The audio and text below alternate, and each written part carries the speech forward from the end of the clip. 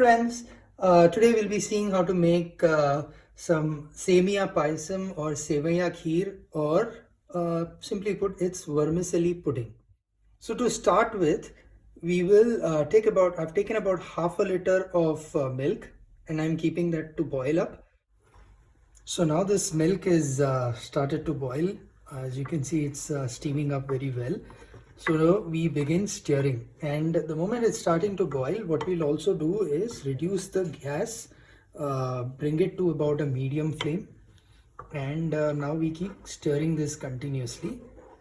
We'll start with stirring this for about a minute, and after a minute is done, we'll add the other ingredients. Okay, so now we'll start adding the other ingredients. I'll start with adding about 3/4 cup of vermicelli. This is roasted vermicelli, so hence I don't need to roast it again. I'm directly putting it.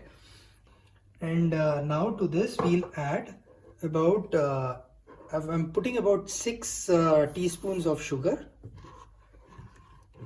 Right, you can change the quantity of sugar as per your liking. If you like it really very sweet, you can increase it.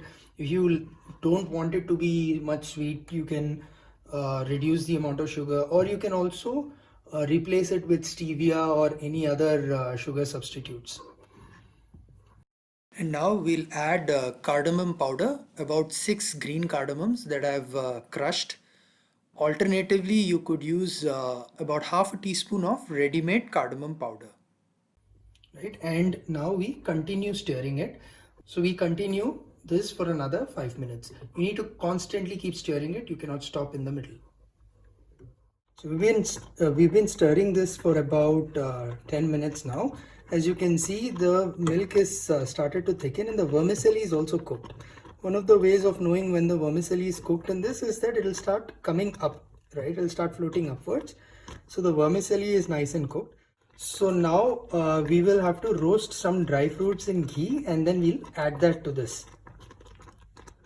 So for the tempering, we need to first heat a pan, a small pan, and to this we'll add about 2 tablespoons of ghee.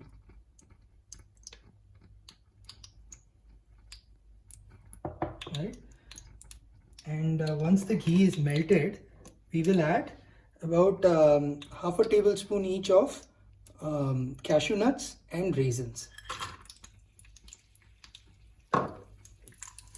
and we'll let this roast. So now the cashew and the raisins have roasted well. You can see the raisins have puffed up nicely, and the cashew is also roasted well. So now we'll need to add this to the pudding. So now we can add the roasted ingredients to this, and we start stirring this again.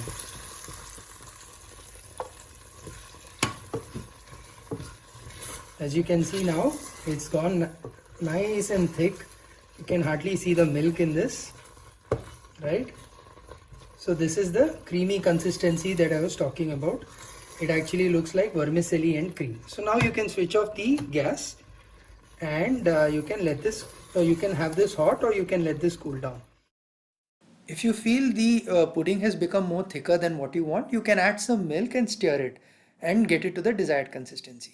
So that's about it. Enjoy your vermicelli pudding.